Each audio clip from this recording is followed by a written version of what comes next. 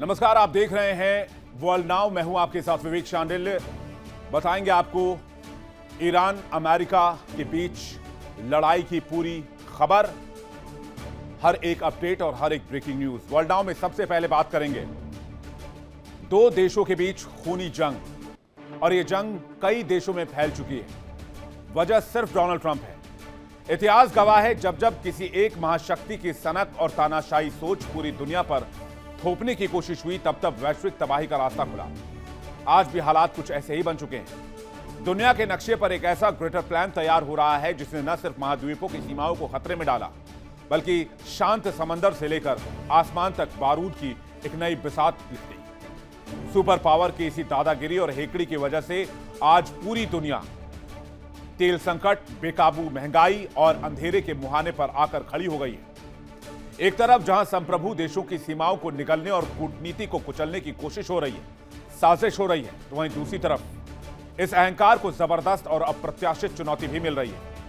आसमान में उड़ते सुपरसोनिक फाइटर जेट्स जमींदोज हो रहे हैं, समंदर में तैरते युद्धपोत धधक रहे हैं, और सैन्य ठिकानों पर रात के अंधेरे में मिसाइलों की बारिश हो रही है। ईरान का पलटवार चीख चीख कर गवाही दे रहा है कि टकराव किसी एक इलाके तक सीमित नहीं रहने वाला है।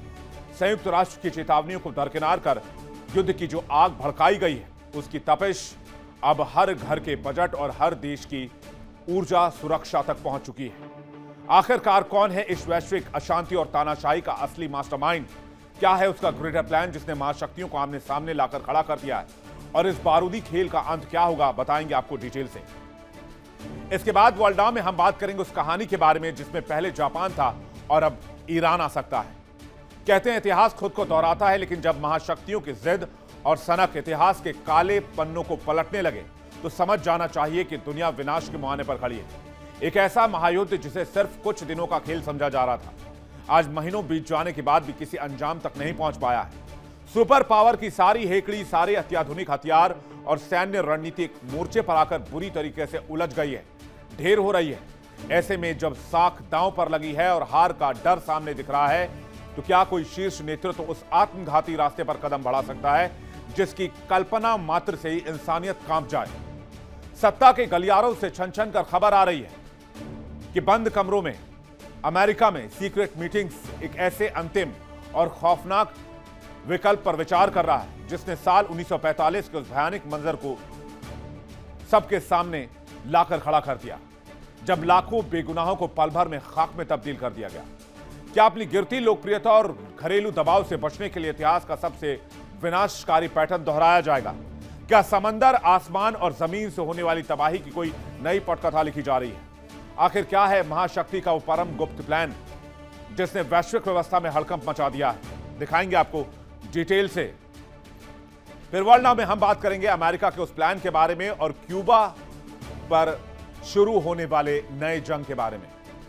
सवाल यह कि क्या दुनिया के नक्शे पर एक और महायुद्ध की पटकथा लिखी जा रही है जिसकी तैयारी खुद अमेरिका के रक्षा मंत्री कर रहे हैं, जो इस वक्त आप स्क्रीन पर देख रहे हैं। एक तरफ जहां खाड़ी के रेगिस्तान में बारूदी धुआं थमा नहीं है, दूसरी तरफ समंदर के किनारे एक नई घेरेबंदी की सुगबुगाहट ने अंतर्राष्ट्रीय कूटनीति में हड़कंप मचा दिया है। अचानक एक हाई प्रोफाइल सैन्य दौरा, युद्ध किनारों के बीच दोस्ती की अजीबोगरीब दलीलें और एक ऐसा चेहरा जो विवादों का दूसरा नाम बन चुका है।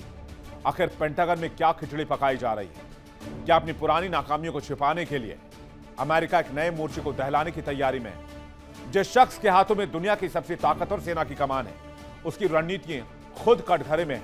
आज हम पर्दा उठाएंगे उस व्यक्ति के विवादों से, उस व्यक्ति के नाकामियों से जिसे अमेरिका अपना रक्षा मंत्री मानता है। क्या यह महज एक सैन्य निरीक्षण है या फिर किसी बड़े टकराव का खौफनाक ट्रेलर? इतिहास के पन्नों से लेकर भविष्य की जंग तक आज की यह रिपोर्ट अमेरिकी सत्ता के उन गलियारों की कहानी कहती है जहां शांति के कपड़ों में युद्ध के इरादे छिपे होते हैं। तो चलिए शुरू करते हैं और देखते हैं वर्ल्ड नाउ में इन कहानियों को डिटेल से। वर्ल्ड नाउ में आज सबसे पहले बात अमेरिकी राष्ट्रपति डोनाल्ड ट्रंप की। हिटलर को तो लोग बेवजह ही बदनाम करते हैं।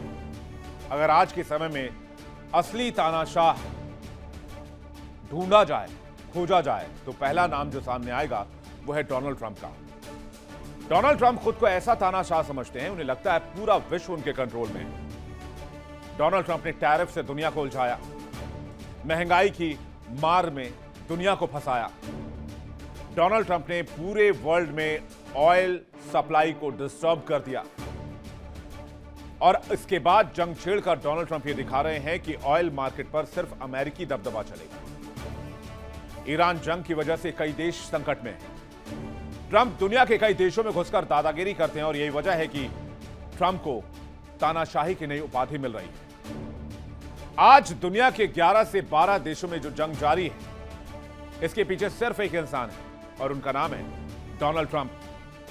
लेकिन जब ईरान पलटवार करता है तो एक साथ 12 मुल्कों को दहला कर रख देता है। शायद इसका अंदाजा ट्रंप को नहीं था। ईरान के साथ जंग छेड़कर पूरी दुनिया को डोनाल्ड ट्रंप ने तेल की संकट में उलझा दिया। हालात यह है कि कई देशों में अंधेरा है। ऑस्ट्रेलिया, मिस्र, म्यांमार, फिलीपींस, वियतनाम और बांग्लादेश के अलावा इथियोपिया, कीनिया और जाम्बिया जैसे देश में अंधेरे जैसे हालात हो गए। ट्रंप ये दिखाने की कोशिश कर रहे हैं कि विश्व में उनका दबदबा है और हर चीज को कंट्रोल करना चाहते हैं।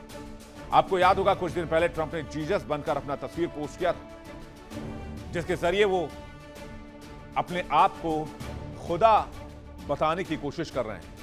और इसी पर 2 लाइन मुझे याद आती है डोनाल्ड ट्रंप के लिए कि तुमसे पहले जो शख्स यहां तख्त नशी था, तुमसे पहले जो शख्स यहां तख्त नशी था, उसको भी अपने खुदा होने का इतना ही यकीन था।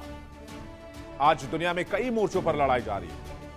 आज दुनिया के करीब करीब 13 देशों में जंग जैसे हालात हैं और सबके पीछे सिर्फ एक व्यक्ति। अब आपको यह जानने की चाहत होगी कि आखिरकार ट्रंप ने ईरान से जंग तो छेड़ी, लेकिन इसमें 12 से 13 देश कैसे शामिल हो गए। विस्तार से बताएंगे और बताएंगे ईरान के बदले की कहानी, तेहरान के उस हौसले की कहानी जिसने अमेरिका को मटियामेट कर दिया।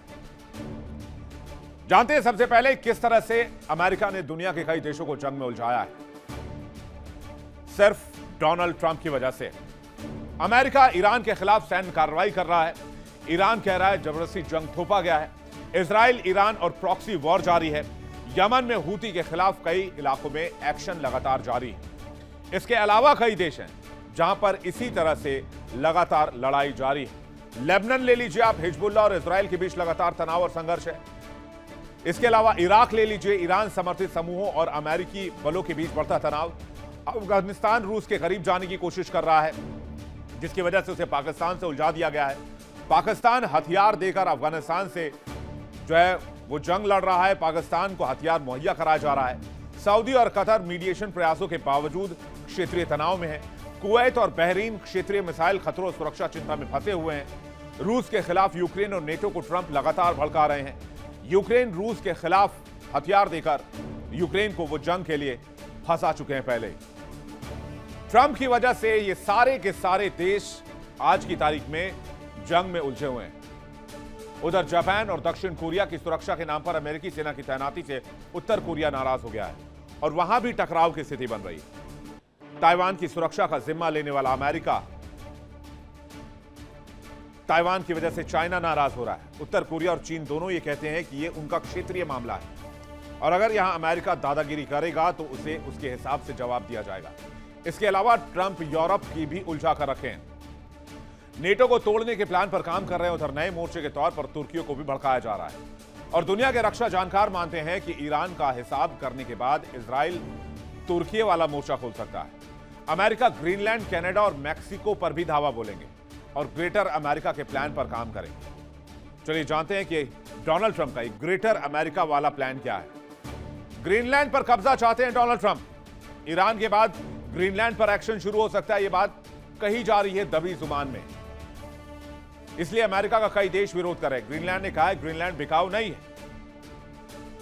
कनाडा को डोनाल्ड ट्रंप अमेरिका का 51वां राज्य बताते हैं। कनाडा के पीएम मार्क कार्नी ने इस पर नाराजगी जताई। ड्रग कार्टेल के नाम पर मैक्सिको को धमकाते हैं। चीन के प्रभाव को कम करने की बात कहते हैं और कहते हैं मैक्सिको को यूएस में मिला लेना चाहिए। यानी कुल मिलाकर कहें तो ऐसा कोई महाद्वीप नहीं जहां पर अमेरिका ने टांग ना अड़ाई। अमेरिका ने हर मोर्चे पर कई देशों को उलझा कर रखा। सेमीकंडक्टर का मामला हो या फिर रेयर अर्थ मटेरियल या उस देश का आंतरिक मामला, हर जगह पर दादागिरी की कोशिश अमेरिका करता है। लेकिन अमेरिका की दादागिरी और उसकी हेकड़ी को किसी ने ठीक से चुनौती दिया तो वो है ईरान। ईरान ने अमेरिका को मिडिल ईस्ट में ऐसा पीटा है कि अमेरिका लड़खड़ाया हुआ है। अमेरिका और ईरान जंग में डील की बात तो संभव नहीं है। ईरान डील नहीं चाहता है। ईरान का सिर्फ एक पॉइंट है, मिडिल ईस्ट से अमेरिका को किसी भी कीमत पर हटाना होगा, चाहे वो किसी भी देश में हो। लेकिन अमेरिका इससे इनकार कर रहा है। ईरान चाहता है अमेरिका पहले ओमान की खाड़ी से नेवल ब्लॉकेड हटाए, फिर अपने एयर बेसिस मिडिल ईस्ट से समेटे, फिर अमेरिकी सैनिकों को यहां से हटाए, तब डील पर बात होगी। अमेरिका कह रहा है यह मुमकिन नहीं है, परमाणु मुद्दे पर बात करना होगा। ईरान होर्मुज खोले और उसके बाद देखेंगे फिर आगे क्या किया जाएगा। लेकिन किसी भी बिंदु पर कोई सहमति नहीं बन पा रही। इस बीच अमेरिका बार बार अपना विमान ईरान के आसमान में भेजता है और ईरान उस विमान को जमींदोज कर देता है। और ताजा खबर यह है कि अमेरिका ने ईरान पर फिर से हमला किया तो ईरान ने भी जबरदस्त पलटवार किया। अमेरिकी बेसिस को एक बार फिर से दहलाया। अमेरिका ने ईरान के कई ठिकानों पर एयर स्ट्राइक किए, ईरान के कई शहरों को निशाना बनाया। 4 तस्वीरें आपके सामने हैं। खबरों की माने तो अमेरिका ने ईरान पर हमले के लिए कम से कम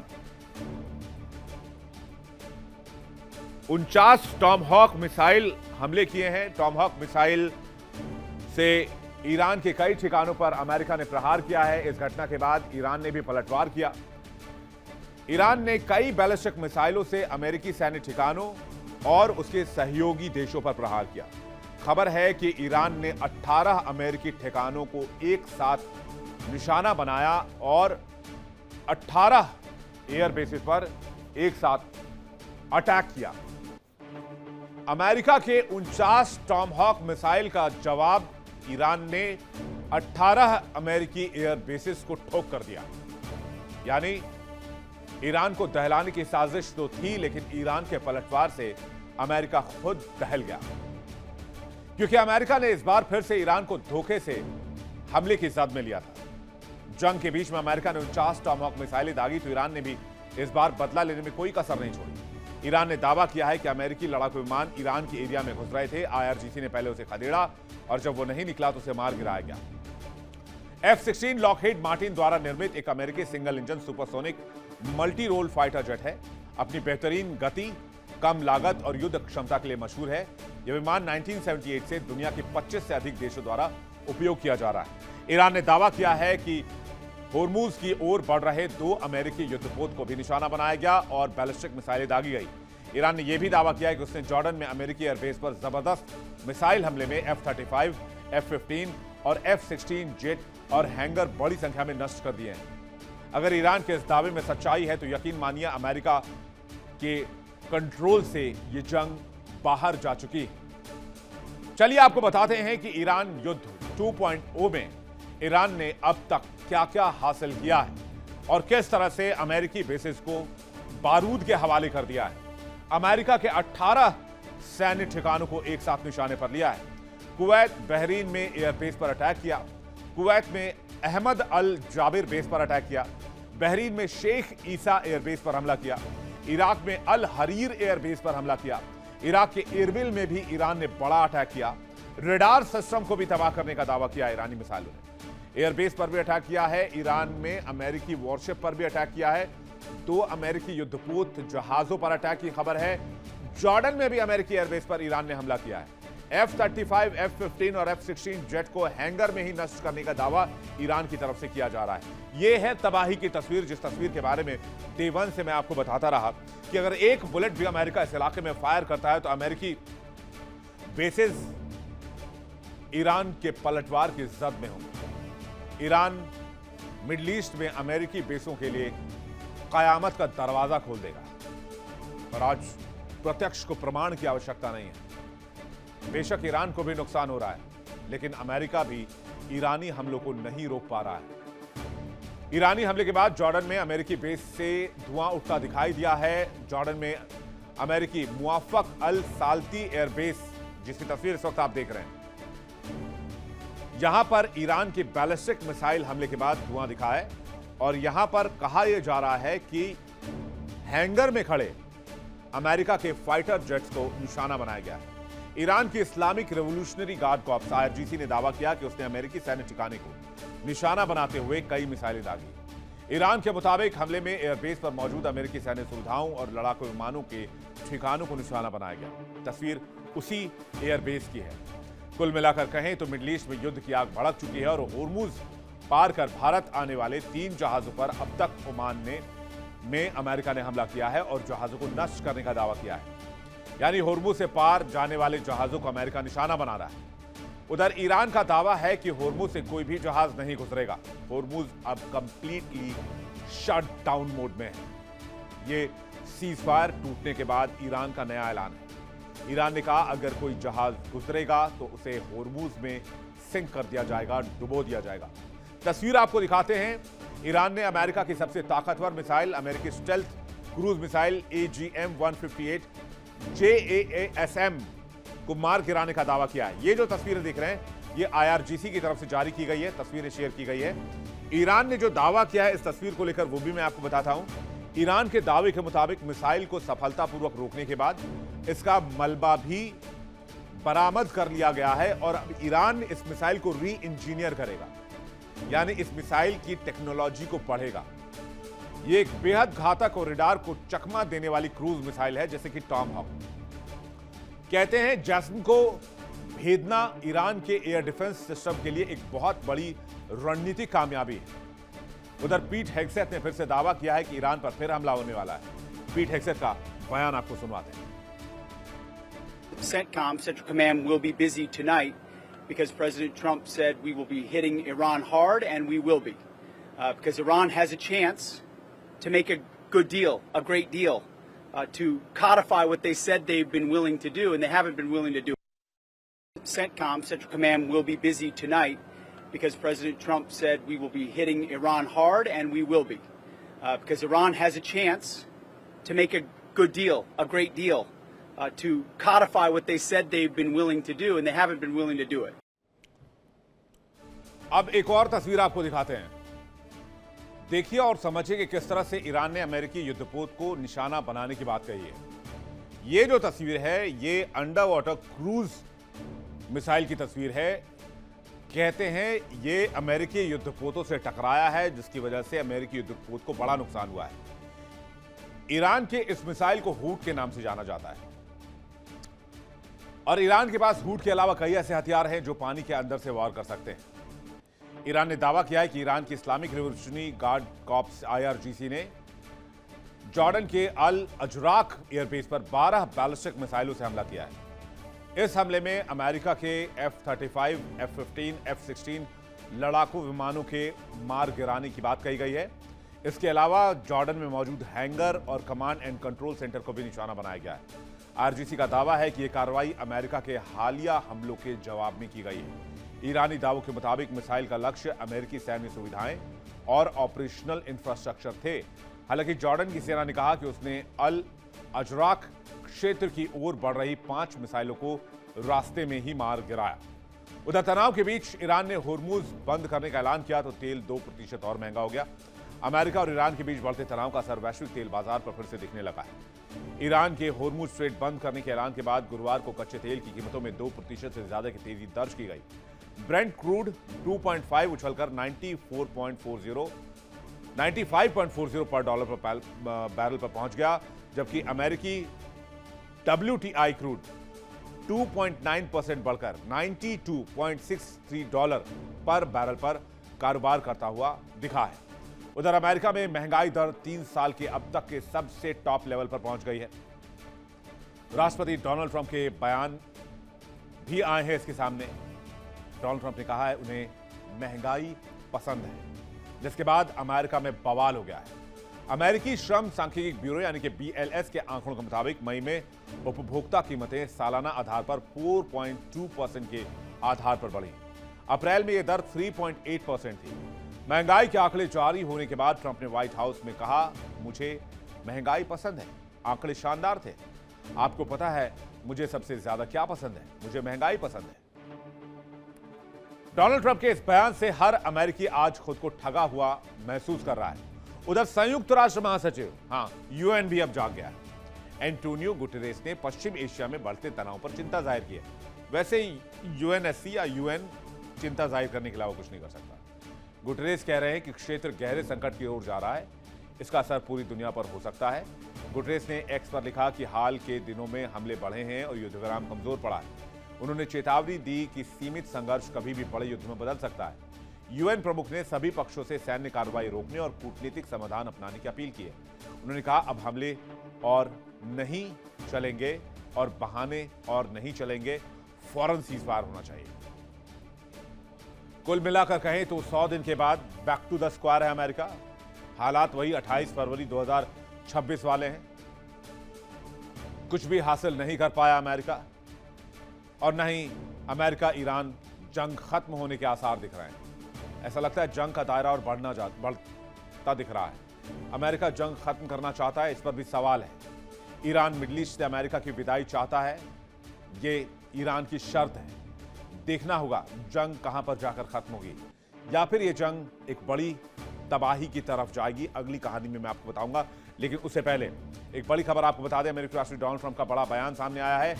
आज रात ईरान पर बहुत जोरदार हमला करेंगे, हम खार्ग आइलैंड पर कब्जा कर लेंगे, तेल से जुड़े दूसरे इंफ्रास्ट्रक्चर ठिकानों पर कब्जा करेंगे, तेल और गैस बाजार को पूरी तरह कंट्रोल कर लेंगे, जैसे हमने वेनेजुएला के मामले में किया था। आपको याद होगा ये खबर हमने आपको सबसे पहले कल इंडिया बोल रहा है में दिखाई थी कि अमेरिका खार्ग आइलैंड पर कब्जे के लिए इजराइल के साथ एक बड़ा ऑपरेशन चला सकता है। तो ये जो तस्वीर है इस वक्त हम आपको दिखा रहे हैं, ये देखिए, जिसमें डोनाल्ड ट्रंप ने लिखा है कि United States will be hitting Iran very hard tonight, most it's offensive capability are gone. और खार्ग आइलैंड पर भी कब्जे की बात कही है डोनाल्ड ट्रंप ने। कहा है जैसा वेनेजुएला को हमने कंट्रोल किया वैसे ही अब खार्ग पर कब्जा करेंगे। और याद कीजिए, मैंने आपको कल ये एक्सक्लूसिव स्टोरी दिखाई थी इंडिया बोल रहा है में रात 9 बजे, जब हमने आपको बताया था कि इजराइल में 82 airborne division, 3000 special commandos America के आदेश का इंतजार कर रहे हैं, जो आईडीएफ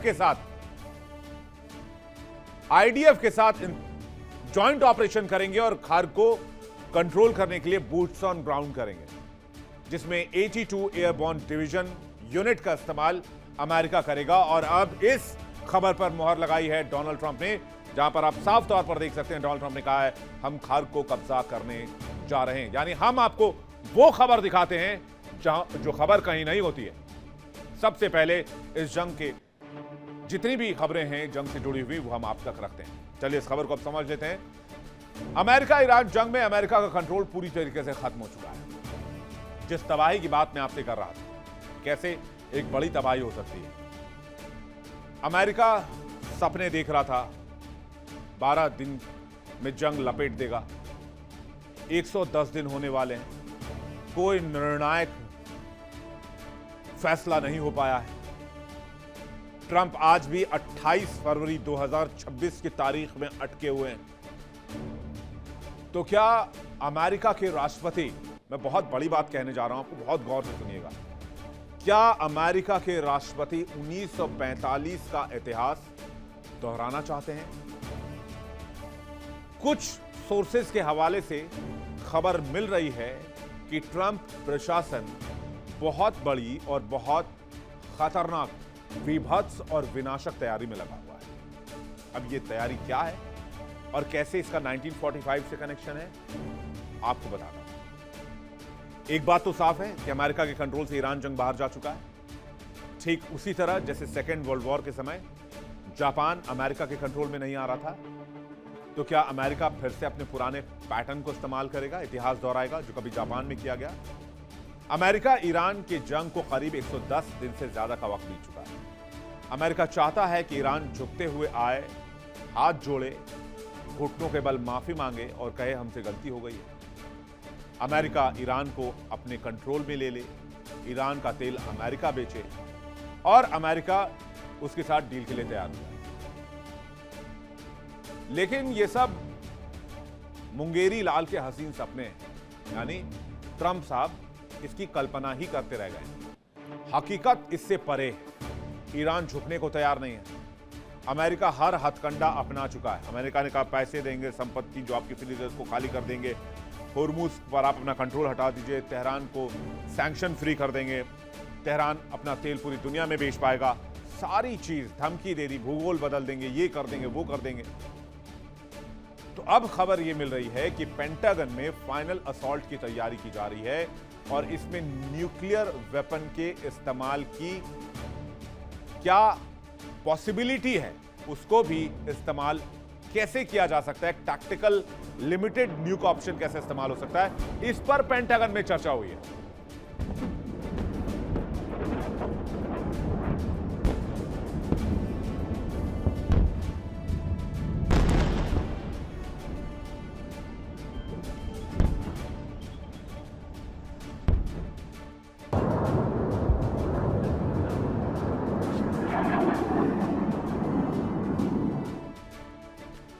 खबर है अमेरिका न्यूक्लियर ऑप्शन यानी ईरान पर टैक्टिकल न्यूक अटैक की तैयारी कर रहा है या फिर ऑप्शन पर विचार कर रहा है, अभी क्लियर नहीं है, लेकिन यह चर्चा हुई है। सोर्सेज के मुताबिक व्हाइट हाउस की एक सीक्रेट मीटिंग में राष्ट्रपति डोनाल्ड ट्रंप ने ईरान युद्ध को जल्द खत्म करने के लिए विकल्पों पर चर्चा की। ट्रंप चाहते हैं जंग जल्द खत्म हो जाए ताकि अमेरिका को महंगाई से राहत मिले, होर्मुज खुले और चुनाव से पहले वो अमेरिकी जनता को मुंह दिखा पाए, क्योंकि अभी वो मुंह दिखाने लायक नहीं है। इसलिए व्हाइट हाउस में कथित तौर पर न्यूक्लियर ऑप्शन यानी परमाणु विकल्प का जिक्र हुआ है। डोनाल्ड ट्रंप ने, जो सोर्सेज बता रहे, डोनाल्ड ट्रंप ने खुद कहा है कि क्या ऐसा कोई ऑप्शन इस्तेमाल कर सकते हैं जिसमें लिमिटेड तबाही हो। दावा किया जा रहा है करीब 3 महीनों से ज्यादा वक्त से चल रहे संघर्ष के बावजूद ईरान की मिसाइल और ड्रोन उत्पादन क्षमता एज इट इज है, जबकि अमेरिका और इजराइल निर्णायक बढ़त हासिल नहीं कर पाए हैं और अमेरिका का मिसाइल स्टॉक ऑलमोस्ट खाली होने वाला है। ट्रंप घरेलू राजनीतिक दबाव, गिरती लोकप्रियता, मिड टर्म चुनाव की चुनौती सर पर लिए घूम रहे हैं और जो मैक्सिमम प्रेशर वो दुनिया पर बनाते थे उससे अल्टीमेट मैक्सिमम प्रेशर उनके सिर पर आ गया है। इसलिए वो न्यूक्लियर अटैक की ओर विकल्प के तौर पर देख रहे हैं। वो पूछ रहे हैं अपने ऑफिसर्स से, क्या कोई ऐसा ऑप्शन भी है? आप सोचिए, एक टायरेंट, एक तानाशाह न्यूक्लियर वेपन के विकल्प के बारे में कैसे सोच सकता है, वो भी आज की तारीख में। यह जंग अब ईरान के खिलाफ नहीं, ऐसा लग रहा है इंसानियत के खिलाफ, मानवता के खिलाफ होती जा रही है। हालांकि व्हाइट हाउस की तरफ से ऐसा कोई बयान जारी नहीं किया गया है, लेकिन सोर्सेज बता रहे कि अमेरिकी राष्ट्रपति इसमें दिलचस्पी ले रहे हैं। तो क्या 1945 जैसे हालात अमेरिका के लिए ईरान जंग में बन चुके हैं?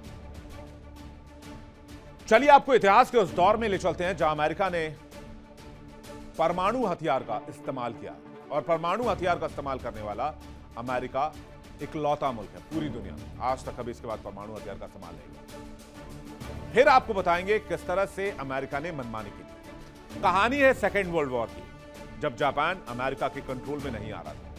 अमेरिका चारों खाने चित था, तब आनन फानन में एक ऐसा खौफनाक कदम उठाया जिसका असर आज तक दिखता है, और अमेरिका ने आज तक इस चीज के लिए माफी नहीं मांगी। सेकेंड वर्ल्ड वॉर के समय 7 दिसंबर 1941 को जापान ने हवाई द्वीप स्थित अमेरिकी नौसैनिक अड्डे पर्ल हार्बर पर बिना किसी चेतावनी के एक बड़ा हमला कर दिया।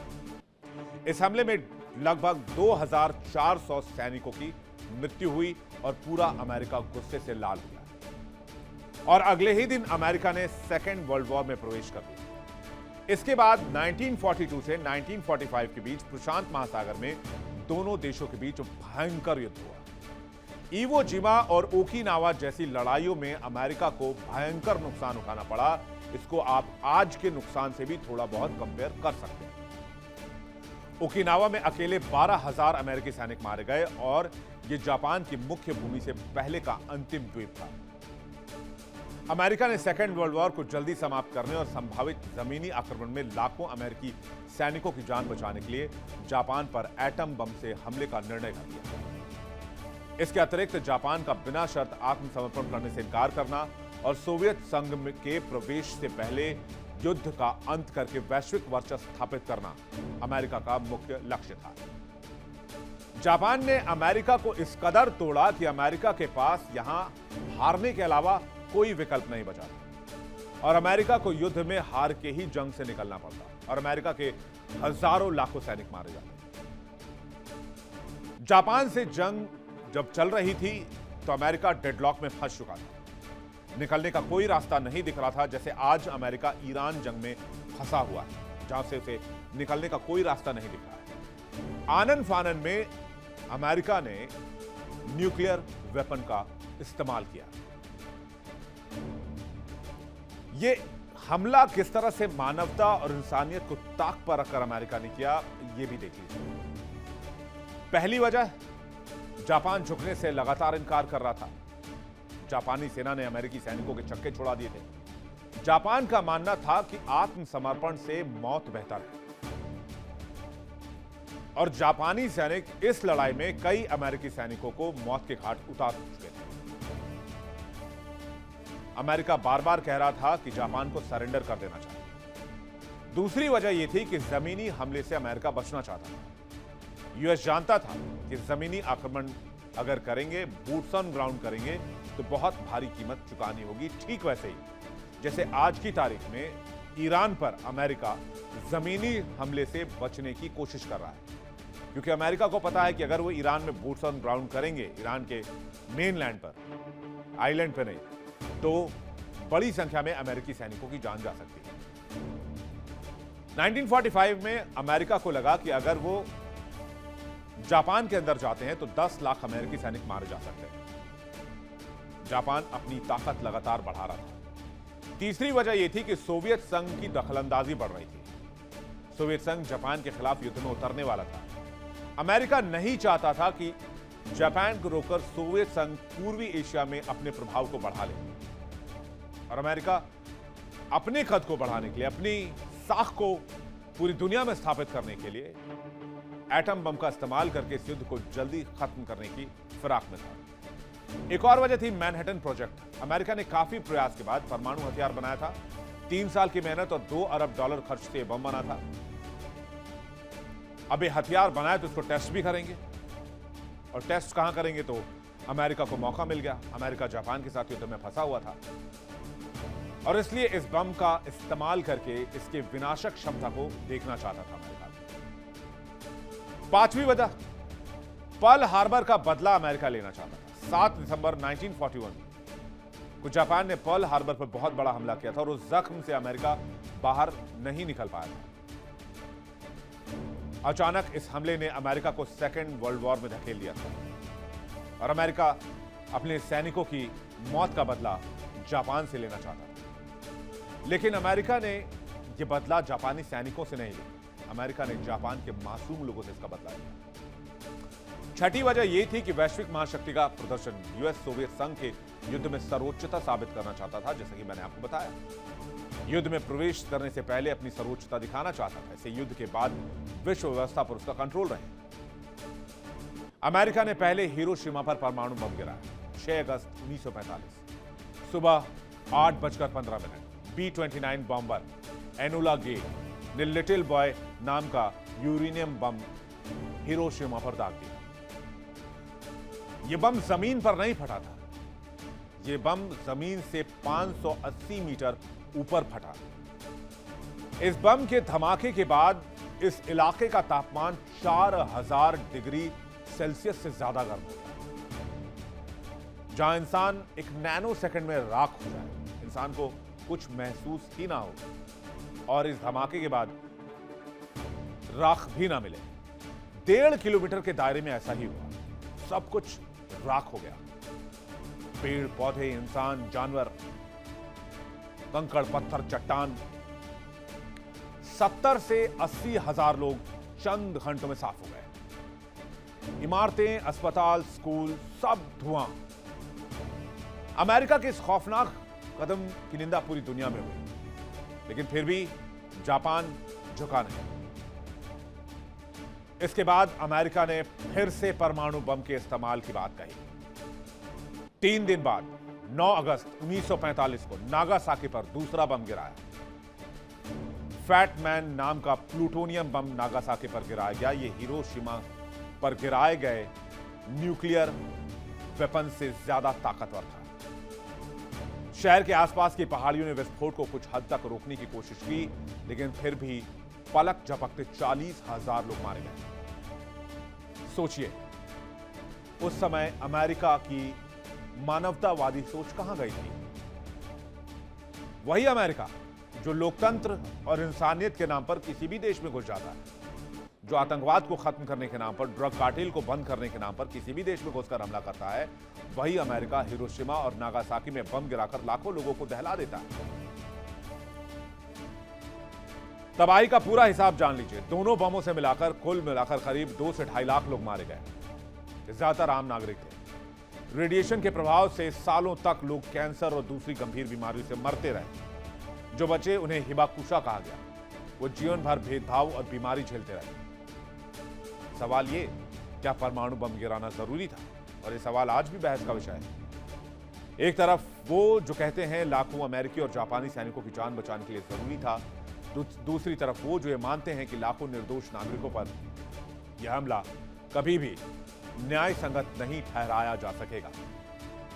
15 अगस्त 1945 को सम्राट हिरोहितो ने रेडियो पर आत्मसमर्पण की घोषणा की और इसी के साथ सेकेंड वर्ल्ड वॉर का अंत हो गया।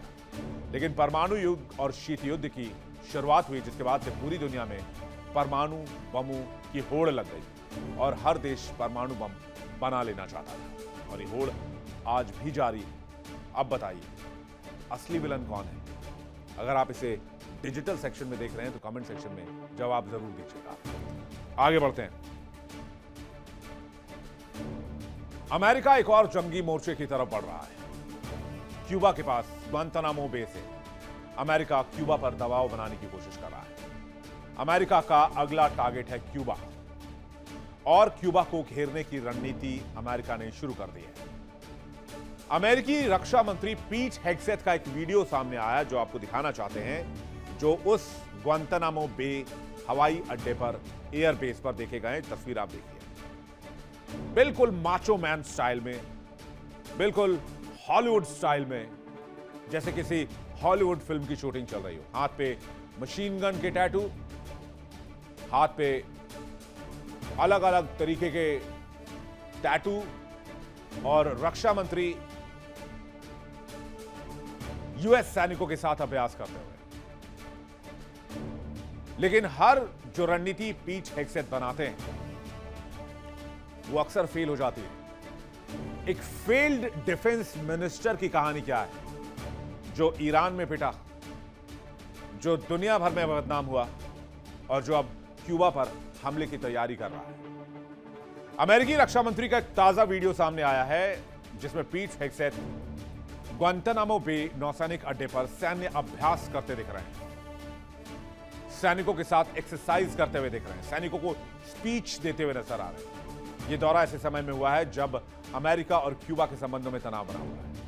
रक्षा विशेषज्ञ का मानना है कि ग्वांतानामो बे में बड़ी सैन्य गतिविधियां और उच्च स्तरीय दौरे वॉशिंगटन के मैक्सिमम प्रेशर का हिस्सा हो सकते हैं। जरा फुल स्क्रीन आपको तस्वीर दिखाते हैं। जो तस्वीर पीट हेग्सेथ की सामने आई है,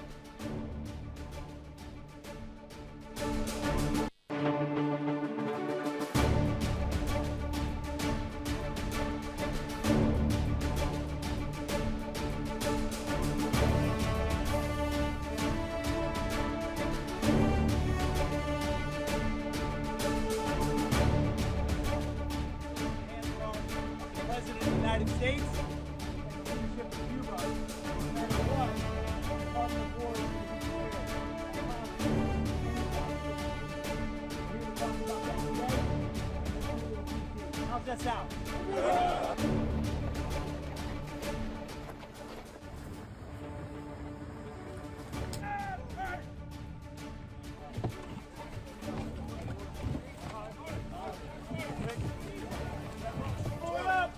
All the way down, all the way up. 15, 16, 17, 18, 19.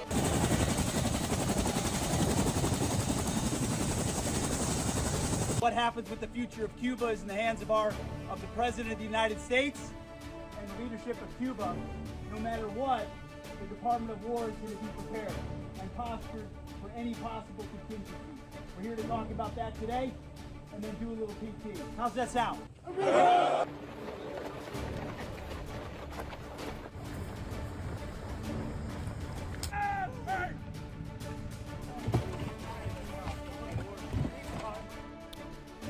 युद्ध की तैयारी करते पीट हेग्सेथ की तस्वीर तब सामने आई है जब ग्वांतानामो बे में सैन्य गतिविधियां बढ़ रही हैं। अमेरिकी प्रशासन ने इस यात्रा को नियमित सैन्य निरीक्षण और सैनिकों से मुलाकात करने का बताया, लेकिन खबर है कि इस दौरे के जरिए वो क्यूबा पर प्रेशर बनाना चाहते हैं कि क्यूबा अमेरिका के सामने सरेंडर कर दे, नहीं तो हमले की तैयारी शुरू कर दी गई है। दरअसल ग्वांतानामो बे कैरेबियन सागर में क्यूबा के दक्षिणी पूर्व तट पर स्थित एक खाड़ी और भौगोलिक क्षेत्र है।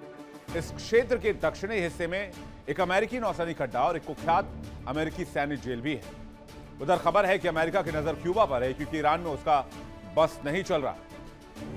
खबर है कि पीट हेग्सेथ ने जमीनी एक्शन करने की ट्रेनिंग भी दी है वहां पर। चलिए जानते हैं अमेरिका की नजर क्यूबा पर क्यों है। क्यूबा अमेरिका के बेहद करीब स्थित एक देश है। दोनों देशों के रिश्ते दशकों से तनावपूर्ण रहे हैं। क्यूबा रणनीतिक तौर पर बहुत इंपॉर्टेंट है। अमेरिका को क्यूबा में विदेशी सैन्य गतिविधियों की चिंता रहती है। क्यूबा के रूस और चीन से अच्छे संबंध हैं। वॉशिंगटन की नजर में इसलिए क्यूबा हमेशा बना रहता है। कैरेबियन क्षेत्र की सुरक्षा में क्यूबा की बहुत इंपॉर्टेंट भूमिका है। अवैध प्रवासन भी अमेरिका की चिंता का विषय है। खुफिया गतिविधियों को लेकर भी समय समय पर सवाल उठते हैं। क्यूबा का भौगोलिक स्थान उसे रणनीतिक महत्व देता है। अमेरिका क्यूबा की गतिविधियों पर लगातार नजर रखता है। लेकिन ये जो अमेरिका के आरोप हैं कि भाई चाइना से जुड़ी गतिविधियां होती है, रशिया से जुड़ी गतिविधियां होती है, इस आरोप के पीछे सच्चाई कितनी है ये अमेरिका ही बता सकता है। क्योंकि अमेरिका ने आज तक जितने एलिगेशन लगाकर अलग अलग देशों पर अटैक किए, उसमें से एक भी एलिगेशन को अमेरिका प्रूव नहीं कर पाया। ताजा मामला आप ईरान का ही देख लीजिए। कैर से परमाणु बम बना रहा है, लेकिन ईरान ने 60% तक ही यूरेनियम एनरिच किया था। उसके ऊपर एनरिचमेंट थी ही नहीं। जबकि IAEA ने भी कहा कि ईरान इस वक्त परमाणु बम नहीं बना रहा था। तो अमेरिका क्यूबा पर जो एलिगेशन लगा रहा है, इसके पीछे की वजह कुछ और हो सकती है। अमेरिका की नजर क्यूबा पर है, लेकिन क्या वो भी ईरान साबित नहीं हो जाएगा? पीट हेग्सेथ की हर प्लानिंग ऐसी रही है जो अमेरिका को फंसा देती है। अमेरिकी रक्षा के इतिहास में या फिर अमेरिकी इतिहास में शायद ही कोई रक्षा मंत्री इतने विवादों के बीच गिरा रहा हो और इतनी आलोचना रही हुई। सोर्सेज बताते हैं कि एक न्यूज एंकर या एक होस्ट कैसे दुनिया के सबसे बड़े, सबसे ताकतवर सेना का मुखिया बन जाता है। यह जर्नी बहुत अजीब है, लेकिन यह जर्नी उतनी ही खतरनाक साबित हुई है टुवर्ड्स यूएस, अमेरिका के लिए। पहले पीट हेग्सेथ को समझिए। कौन है पीट हेग्सेथ और इनको रक्षा के मामले में क्या जानकारी? जैसे रक्षा मंत्री बने जन्म 6 जून 1980। पूर्व टीवी पर्सनालिटी रहे, सरकारी अधिकारी रहे। 2025 से अमेरिका के रक्षा मंत्री पद पर हैं। इराक और अफगानिस्तान में नेशनल गार्ड के पद पर तैनात थे। ट्रंप द्वारा उनके नामांकन पर तुरंत विवाद शुरू हो गया था। ट्रंप ने चुनाव जीतने के बाद रक्षा मंत्रालय का जिम्मा पीट हेग्सेथ को दे दिया। पीट हेग्सेथ खुद को रक्षा मंत्री नहीं कहते हैं। पीट हेग्सेथ खुद को सेक्रेटरी ऑफ वॉर कहलवाना पसंद करते हैं। 2026 के ईरान युद्ध में अमेरिका के उद्देश्य में ईरानी परमाणु हथियारों को नष्ट करना और सरकार बदलना शामिल था। लेकिन पीट हेग्सेथ के नेतृत्व में 100 दिन के बाद भी अमेरिकी सेना इस युद्ध को नहीं जीत पाई है। 16 अमेरिकी सैनिक मारे जा चुके हैं अकॉर्डिंग टू यूएस और 232 घायल हुए हैं। एक्चुअल में यह संख्या कितनी है किसी को नहीं पता, क्योंकि आज तक पीट हेग्सेथ ने इस सवाल का जवाब वहां की मीडिया को दिया ही नहीं, कितने अमेरिकी सैनिक मारे गए। यानी जो युद्ध कुछ हफ्तों में खत्म हो जानी चाहिए थी, वो युद्ध पीट हेग्सेथ चाहकर भी 100 दिन के बाद भी खत्म नहीं कर पाए। और जब ईरान युद्ध शुरू नहीं हुआ था, तब पीट हेग्सेथ ने पेंटागन में स्काउटिंग अमेरिका के साथ डाइवर्सिटी इनिशिएटिव खत्म करने का समझौता कर रहे थे। यानी युद्ध की तैयारी की जगह वो कल्चर वॉर लड़ रहे थे। जब ईरान युद्ध बुरी तरह उलझने लगा, तो हेग्सेथ ने अमेरिकी आर्मी लीडरशिप का पर्च करते हुए सेना के सबसे वरिष्ठ जनरल और टॉप के 2 अधिकारियों को सैक कर दिया, जिसे सीनेटर्स ने बताया कि जनरलों ने ईरान की योजना को विनाशकारी कहा था। इसलिए पीट हेग्सेथ ने और ट्रंप के रिजीम ने उनको सजा दी। यानी पीट हेग्सेथ को वहां के जनरल सलाह भी नहीं दे सकते, क्योंकि ये व्यक्ति उनको हटा देता है। हेग्सेथ ने अपने कार्यकाल में 1 दर्जन से अधिक टॉप जनरल और एडमिरल को या तो हटाया या फिर समय से पहले उनको अपने पद से रिजाइन करने के लिए मजबूर किया। कई अधिकारियों को पीट हेग्सेथ और ट्रंप ने मिलकर उनके पद से साफ कर दिया। पीट हेग्सेथ पर कैरेबियन बोट स्ट्राइक और युद्ध अपराध के भी आरोप हैं। यह हेग्सेथ के कार्यकाल का सबसे काला अध्याय है। सितंबर 2025 में कैरेबियन में एक नाव पर हुई स्ट्राइक में हेग्सेथ ने मौखिक आदेश दिया था, सबको मार दो। पहली स्ट्राइक में नाव पर सवार सभी 11 लोग नहीं मारे गए, कुछ बचे रहे। तब मिलिट्री ने दूसरी स्ट्राइक की और बाकी बचे लोगों को भी मार दिया गया। कहते हैं दिसंबर 2025 तक हेग्सेथ के नेतृत्व में कैरेबियन और पैसिफिक में हुई इन एंटी नार्कोटिक स्ट्राइक में कुल 87 लोगों को अमेरिका की सेना ने मौत के घाट उतारा है। यानी पीट हेग्सेथ को विनाश और हत्या करना पसंद है। पीट हेग्सेथ पर कई आरोप लगे हैं। पीट ने जिन जनरलों की छटाई की उनमें सबसे ज्यादा महिला और अश्वेत अधिकारियों पर निशाना साधा। हेग्सेथ द्वारा निकाले गए लगभग 60% वरिष्ठ अधिकारी महिला या अश्वेत थे, जबकि महिलाएं और अल्पसंख्यक कुल जनरल और एडमिरल में महज 20%। हेग्सेथ ने नेवी के रियर एडमिरल प्रमोशन लिस्ट से 9 अधिकारियों को खुद हटा दिया, जिनमें 3 महिलाएं और 2 अश्वेत पुरुष थे। इसके अलावा एयरफोर्स के कई वरिष्ठ अधिकारियों की पदोन्नति भी रोक दी। कहते हैं पीट हेग्सेथ महिलाओं से भी नफरत करते हैं, महिला सैनिकों से नफरत करते हैं। उनका कहना है कि महिलाओं का काम मां बनना है, युद्ध में काम करना नहीं है। हेग्सेथ ने अपनी 2024 की किताब में लिखा था कि महिलाएं लाइफ गिवर्स हैं, उन्हें कॉम्बैट यूनिट्स में नहीं होना चाहिए। उन्होंने लिखा कि हमें माओं की जरूरत है, लेकिन मिलिट्री में खासकर कॉम्बैट यूनिट्स में उनकी जरूरत नहीं है। सीनेट की अगुवाई में सीनेटर एलिजाबेथ वॉरेन ने कहा, 12 साल से आपकी राय एक ही रही है, महिलाएं कमजोर सैनिक हैं। और फिर नॉमिनेशन के 32 दिन बाद आप अचानक कहते हैं हमारे सबसे महान योद्धा महिलाएं हैं, यानी चुनाव के समय महिलाओं की रहनुमाई। लेकिन जैसे ही मंत्री बने, हेग्सेथ ने रुख बदल लिया। हेग्सेथ पर मुस्लिम विरोधी और धार्मिक कट्टरता होने का भी आरोप लगा है। हेग्सेथ पर मिलिट्री के अंदर क्रिश्चियनिटी को बढ़ावा देने का आरोप। उनकी कलाई पर ड्यूस वॉल्ट यानी गॉड विल्स इट का टैटू है और ये क्रूसेड्स का नारा था, जो आज व्हाइट नेशनलिस्ट ग्रुप्स इसका इस्तेमाल करते हैं। वो मिलिट्री में वॉकनेस खत्म करने की बात करते हैं, जिसका मतलब व्यवहार में डाइवर्सिटी और माइनॉरिटी अधिकारियों को हटाना रहा है। यानी कि ऐसा फेल्ड डिफेंस मिनिस्टर जो विवादित भी है, जो नाकाम भी है और जो अमेरिका को गर्त में भी धकेल रहा है। वर्ल्ड नाउ में फिलहाल इतने वक्त एक छोटे से ब्रेक का है, फौरन लौट रहे हैं। देखते रहिए इंडिया डे।